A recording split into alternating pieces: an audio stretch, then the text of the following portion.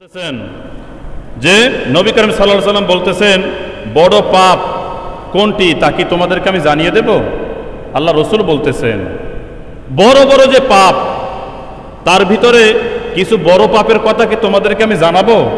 সাহাবায়ে কেরাম রিদওয়ানুল্লাহি তাআলা আলাইহিম আজমাইন এক বাক্যে বলে উঠলেন, ইয়া রাসূলুল্লাহ, হ্যাঁ আমাদেরকে একটু বড় পাপ সম্পর্কে একটু ধারণা দেন, আমাদেরকে একটু বলে দেন। আল্লাহ রসুল বলতেছেন যে বড় পাপের ভিতরে সবচেয়ে বড় যে পাপটি রয়েছে তাহলে আল্লাহর সাথে কাউকে শিরক করা।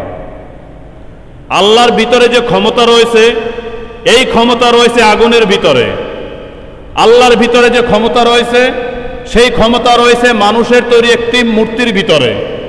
আল্লাহর ভিতরে যে ক্ষমতা রয়েছে সেই ক্ষমতা রয়েছে বটগাছের ভিতরে, পানির ভিতরে। এইভাবে যদি কেউ মনে করে, কোনো মুসলমান যদি এটা মনে করে যে আল্লাহর ওই ক্ষমতাটা এর ভিতরে রয়েছে, তাহলে এই ব্যক্তি সবচেয়ে বড় শিরক করেছে, জুলুম করেছে, এই ব্যক্তি সবচেয়ে বড় পাপ করেছে। এই পাপটা করা যাবে না, কোনো মুসলমান এই পাপটা করতে পারবে না। দ্বিতীয় নম্বর হলো বড় পাপের মধ্যে আরো একটা পাপ রয়েছে যে পিতামাতাকে অবাধ্য মনে করা, পিতামাতাকে অবাধ্য করা। আমাদের দেশে আমাদের সমাজে আছে না, পিতামাতাকে আমরা মোটেই পিতামাতাকে আমরা জিগাই না, মোটেই পিতামাতাকে সম্মান দেই না। আল্লাহ তাআলা রাব্বুল আলামিন নিজে বলতেছেন যে বড় পাপের মধ্যে দ্বিতীয় নম্বর যে পাপটা হলো তা হলো পিতামাতাকে অবাধ্য করা। 3 নম্বর হলো মিথ্যা বলা থেকে তোমরা বিরত থাকো। আল্লাহ রসুল 3 বার এই কথাটা বলেছেন, খবরদার মিথ্যা বলা থেকে তোমরা বিরত থাকো, মিথ্যা বলা থেকে তোমরা বিরত থাকো, মিথ্যা বলো না। সাহাবায়ে কেরাম রিদওয়ানুল্লাহি তাআলা আলাইহিম আজমাইন তারা তখন মনে মনে বলতেছিলেন, সেই কথাটাও রাবি যখন বর্ণনা করেন হাদিসটি এই কথাটাও বলে দিয়েছেন যে আল্লাহর রসুল 3 বার এই কথাটা বলতেছিলেন। আমরা মনে মনে বলতেছিলাম যে আল্লাহর রসুল একটু থামো, কেন থামে না, সে 3 বার কেন এই কথাটা বলে। কোনো কথার যদি গুরুত্ব না হতো তাহলে 3 বার এই কথাটা বলতো না। এই জন্য মিথ্যা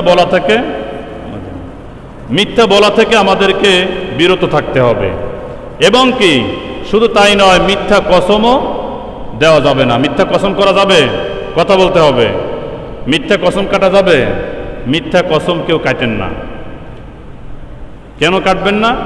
আল্লাহ নিষেধ করেছে, রাসূল কারীম সাল্লাল্লাহু আলাইহি ওয়াসাল্লাম নিষেধ করেছেন, মিথ্যা কসম কাটা যাবে না। এই জন্য রাসূল কারীম সাল্লাল্লাহু আলাইহি ওয়াসাল্লাম একটি হাদিস বর্ণনা করেছেন, যারা মিথ্যা কসম কাটেন মনে রাখেন এই হাদিসটি আপনাদের জন্য খুবই গুরুত্বপূর্ণ। মিথ্যা কসম কাটবেন না। আল্লাহ রসুল বলতেছেন 3 প্রকারের লোক রয়েছে যাদের সঙ্গে আল্লাহ তাআলা রাব্বুল আলামিন কাল কিয়ামতের ময়দানে কথাই বলবেন না। কয় শ্রেণীর লোক বলেন? কথা বলতে হবে। কয় শ্রেণীর লোক? 3 শ্রেণীর লোক। 3 শ্রেণীর লোক রয়েছে কাল কিয়ামতের ময়দানে আল্লাহ তাআলা রাব্বুল আলামিন তাদের সাথে কথাই বলবেন না। দেখেন এই 3 শ্রেণীর মধ্যে আমরা এখানে যারা বসা আছি এরা কেউ আছে কিনা? যদি থেকে থাকে তওবা করে আজকেই মাপ চাইতে হবে। আর যদি না থেকে থাকে আলহামদুলিল্লাহ আপনি জান্নাতি মানুষ। আল্লাহ রসুল বলতেছেন 3 শ্রেণীর লোকের সাথে কাল কিয়ামতের ময়দানে আল্লাহ তাআলা রাব্বুল আলামিন কথা বলবেন না। না তাদের সাথে কথা বলবেন, না তাদের দিকে করুণার দৃষ্টিতে তাকাবেন, না তাদেরকে আল্লাহ তাআলা রাব্বুল আলামিন মাফ করে দেবেন। এই কথাটা বলার পরে হযরত আবু যর গিফারি রাদিয়াল্লাহু তাআলা আনহু জিজ্ঞাসা করলেন, ইয়া রাসূলুল্লাহ সাল্লাল্লাহু আলাইহি ওয়াসাল্লাম, এই 3 শ্রেণীর লোক তারা কারা? তারা তো ক্ষতিগ্রস্তর মধ্যে রয়েছে, এরা কারা? আল্লাহর রসুল বলতেছেন 1ম নম্বর হলো, ভালো করে মাথায় রাখেন, আপনি সমাজের কত বড় মানুষ হন, কত বড় ধনী ব্যক্তি হন এটা দেখার সুযোগ নেই। আপনি যত বড় মানুষ হন না কেন, সম্মানীয় ব্যক্তি হন না কেন, কাল কিয়ামতের ময়দানে আল্লাহ তাআলা রাব্বুল আলামিন আপনাকে না করুণা করবেন, না আপনার সাথে কথা বলবেন, না আপনাকে মাফ করে দেবেন। সে আপনি হতে পারেন, আমি হতে পারি। এই 3টা বৈশিষ্ট্য যদি কারো ভিতরে থাকে, আল্লাহ রসুল বলতেছেন প্রথম শ্রেণীর মানুষ হলো তারা যারা টাকনুগিরার নিচে লুঙ্গি অথবা পায়জামা পরে। আমাদের দেশে পুরুষেরা পরে, এরকম পরে, পড়তে নামাজে প্রত্যেক শুক্রবার জুমার দিন আমি এই কথাটা বলি না, টাকনুগিরার উপরে লুঙ্গি অথবা পায়জামা উঠে পড়েন, বলি আমি, কথা বলতে হবে, বলি কেন বলি? আপনি জানেন না একটা হাদিসে আল্লাহ রসুল বলেছেন যদি কোনো ব্যক্তি টাকনুগিরার নিচে লুঙ্গি অথবা পায়জামা পরলো আল্লাহ তাআলা রব্বুল আলামিনের সাথে সে সরাসরি আল্লাহর চাদর নিয়ে টানাটানি করলো। নাউজুবিল্লাহ বলতে পারলেন না? আপনি আপনার বাবার সাথে, আপনার বাবা গায়ের চাদরটা দিবে না, আপনি জোর করে টান দিলেন, আপনার বাবাও জোর করে টান দিল, বাবা বলতেছে না নিতে পারবা না, আর আপনি বললেন না আমি নিয়ে যাব। এরকম আপনার কেউ কোনো বাবার সাথে করতে পারবে? কথা বলেন। আপনি কার সাথে করতেছেন? আল্লাহর সাথে করতেছেন। টাকনুগিরার নিচে যদি কোনো পুরুষের লুঙ্গি অথবা পায়জামা থাকে, কাল কিয়ামতের ময়দানে না তার সাথে আল্লাহ তাআলা রব্বুল আলামিন কথা বলবেন, না তার সাথে দেখা করবেন, না আল্লাহ তাআলা রব্বুল আলামিন তাকে মাফ করে দেবেন। প্রথম শ্রেণীর মানুষ হলো এরা। দ্বিতীয় শ্রেণীর মানুষ হলো যে যারা সমাজে দান সৎকা করে কিন্তু এটার আবার খোটা দেয়। এই শ্রেণীর মানুষ আছে আমাদের সমাজে? কথা বলতে হবে, আছে? আছে। যদি থেকে থাকে তাহলে আল্লাহর কাছে মাপ চান। আপনি দান করছেন একটা ব্যক্তিকে উপকার করার জন্য, আপনি চায়ের দোকানে বসে অমুকরে আমি টাকা না দিলে সে বিপদের হাত থেকে বাঁচতে পারত না, আরে আমার টাকা দিয়েই তো তুমি উপকার পাইছো, তুমি আবার বড় বড় কথা বলো, এরকম বলে না? এরকম কথা বলে। কাল কিয়ামতের ময়দানে আল্লাহ আপনার সাথে কথা বলবেন না, আপনার সাথে করুণার দৃষ্টিতেও তাকাবে না আপনার দিকে, আপনাকে মাফও করবেন না। আল্লাহ যদি মাফ না করেন জান্নাতে যাওয়া যাবে? জান্নাতে যাওয়া যাবে না। তৃতীয় শ্রেণীর মানুষ হলো তারা যারা হলো ব্যবসায়িক,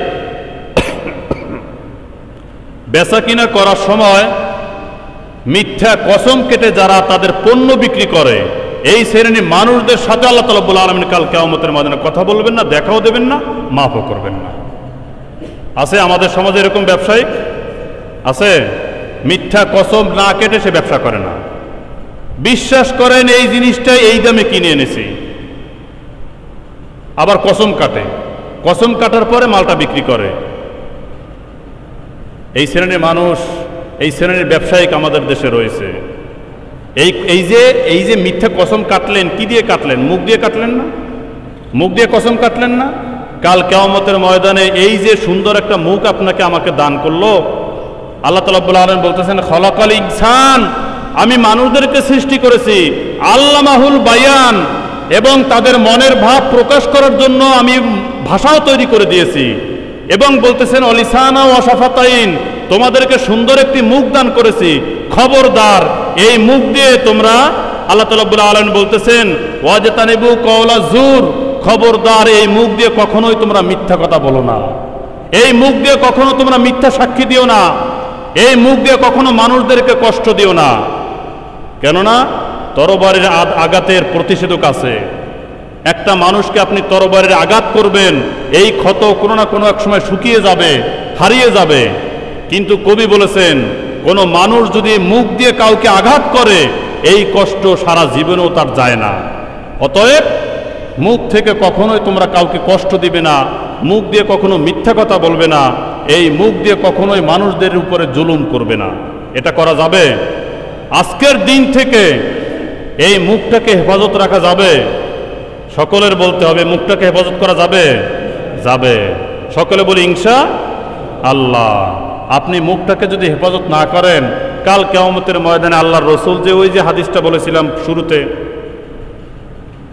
দুটো জিনিসের গ্যারান্টি চেয়েছেন, আর দুটো জিনিসের গ্যারান্টি যদি কোনো বান্দা দিতে পারে, কোনো বান্দি দিতে পারে, আল্লাহর রাসূল বলেছেন তাকে আমি জান্নাতের গ্যারান্টি দিয়ে দেব। একটা হলো মুখ, আর একটা হলো লজ্জা স্থান। এই দুটি জিনিসের গ্যারান্টি যদি কেউ দিতে পারেন, আল্লাহর রাসূল বলেছেন তাকে আমি জান্নাতের গ্যারান্টি দিয়ে দেব। এই জন্য আসুন, আজকের দিনে আমরা যত অপদস্থ হচ্ছি, অপমানিত হচ্ছি, সবটার একটাই কারণ, তা হলো আমরা মুখটাকে হেফাজত করতে পারিনি।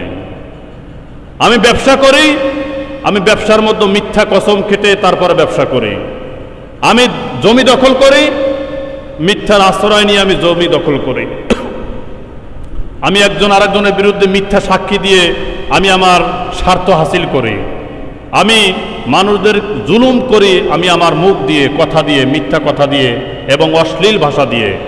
এই ভাষা, এই কথা, এই মুখ দিয়ে যদি এটা আমরা পরিত্যাগ করতে না পারি, কাল কিয়ামতের ময়দানে আপনি আমি নামাজি হতে পারি, রোজাদার হতে পারি, হাজী সাহেব হতে পারি, বিশ্বাস করেন কাল কিয়ামতের ময়দানে আমি জান্নাত পাবো না।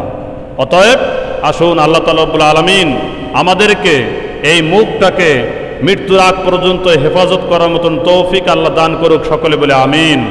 এবং মৃত্যুর আগ পর্যন্ত কোরআন এবং হাদিস দিয়ে আমরা আমাদের জীবনটাকে পরিচালনা করতে পারি, সেই তৌফিক আল্লাহ আমাদের সকলকে দান করুক, সকলে বলে আমিন। ওয়া আখির দাওয়ানা আনিল হামদুলিল্লাহি রাব্বিল আলামিন।